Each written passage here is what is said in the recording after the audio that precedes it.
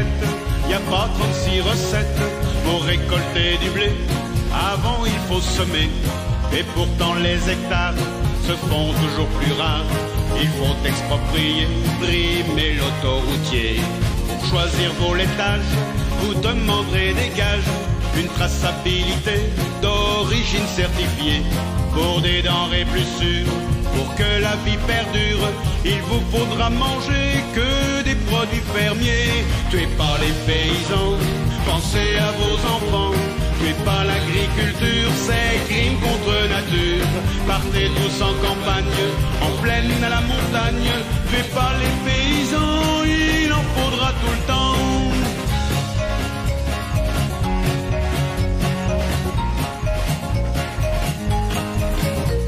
On entend dans les villes des commentaires hostiles, des propos militants sur notre environnement, comme quoi l'agriculteur, horreur serait pollueur, qu'avec ses pesticides doucement il nous trucide. Pourtant ces épandages ménagent nos paysages, la fertilisation occupe son attention.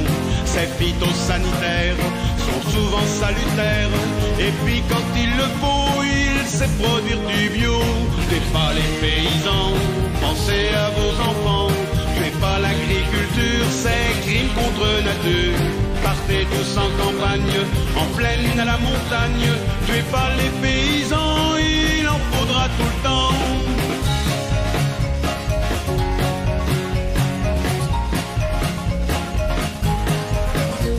Que sera mon village, ce décor de bocage, un pays déserté s'il n'est plus cultivé?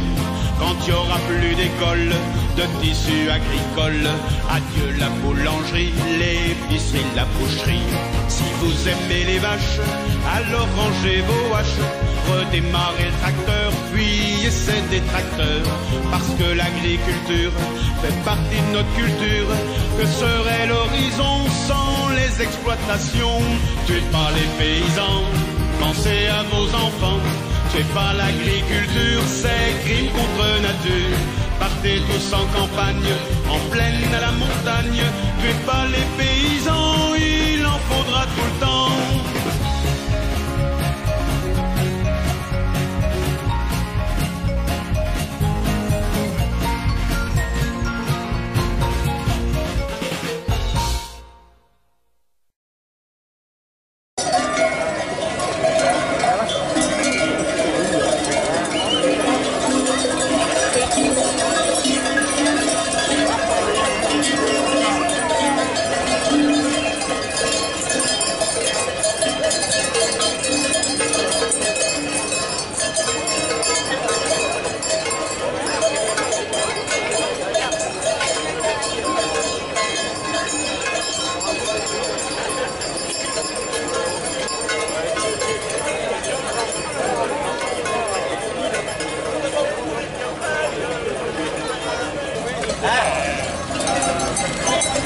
Fais-le avancer!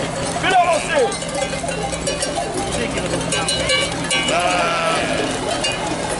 Champion!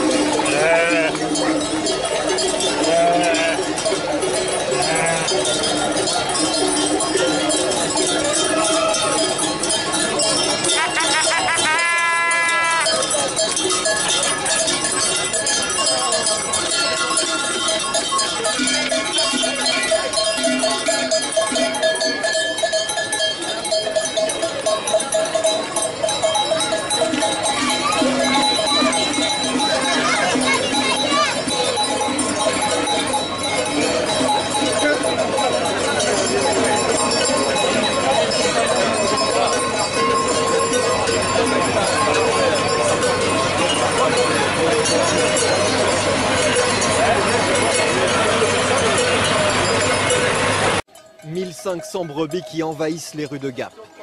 Ce matin, cette ville étape du Tour de France a pris des allures de bergerie, menée par des éleveurs en colère. Ici, le loup fait l'unanimité contre lui. La colère, elle est là, et les gens, ils sont prêts à aller jusqu'au bout. Au lieu de se suicider en silence dans leur coin, ils vont dire haut et fort leur colère. Nous, ça fait bientôt un demi-millénaire que la ferme, elle tourne. Je vois pas pourquoi je devrais laisser ma place à une bête sauvage. Personne ne fait rien. Personne ne nous entend, personne ne nous écoute. Alors, à défaut de se sentir entendus, les éleveurs ont décidé de faire entendre leurs brebis, parquées juste sous les fenêtres de la préfecture des Hautes-Alpes. Parmi elles, certaines ont vu le loup de près. Mais en fait, il a été mordu sur le dos, comme ça, ici, vous voyez. Et en fait, ça a énormément de mal à guérir, parce que c'est pire qu'une morsure de chien. Moi, j'ai commencé à travailler, les brebis sont arrivés le 22 mai, et 12 jours après, je me suis fait attaquer, quoi. Et en pleine journée, quoi. Enfin, à 9h du matin, j'étais là, donc le loup a plus peur de l'homme, parce qu'on ne le tire pas. Depuis leur réintroduction en 1992, on compte environ 300 loups en France, essentiellement dans les Alpes, les Pyrénées ou les Vosges. 300 loups qui seraient responsables de la mort de près de 9000 brebis depuis un an. Pour les éleveurs, il est devenu une menace permanente. Au début, vous êtes malheureux parce que vous trouvez des bêtes mortes, et puis en fait, vous vous rendez compte que c'est tout le temps, c'est perpétuel. Et après, vous dormez plus, vous mangez plus, vous savez pas ce qui vous attend le matin. La semaine dernière, le gouvernement a annoncé la création d'une brigade d'appui pour protéger les troupeaux visés par le prédateur. Insuffisant pour ces éleveurs. Eux demandent à réduire massivement le nombre de loups, quand aujourd'hui, l'État autorise à en abattre un maximum de 36 chaque année.